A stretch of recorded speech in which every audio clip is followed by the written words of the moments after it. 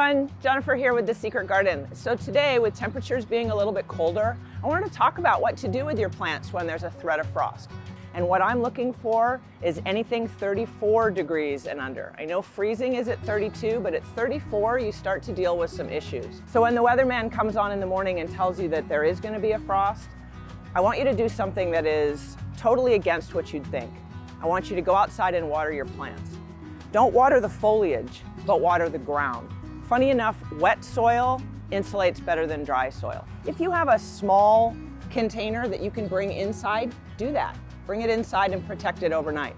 If you have a larger container that you can't bring inside, bring it up closer to the house. If you put it under your patio cover or under an eave, it's gonna get some ambient heat from the building, and that's gonna help it get through the night.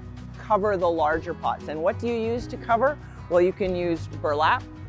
You can go inside and find an old tablecloth or sheet and use that. What you don't want to use is plastic, because plastic will retain moisture and that moisture will freeze. Okay, so make sure you're using a cloth material. Now let's say there's going to be an extended period of frost, or you have a lot of plants and you're really worried because it's a beauty and you do not want to lose this, but it's so big you can't bring it inside. And here's another trick. Grab yourself some Christmas lights. You may have these in the house left over from the holidays.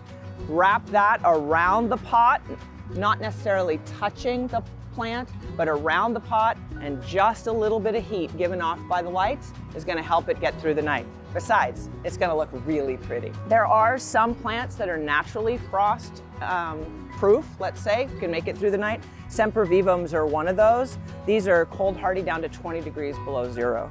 But when in doubt and you don't know, protect those babies and let's make sure they make it through the cold winter night. Thanks for watching.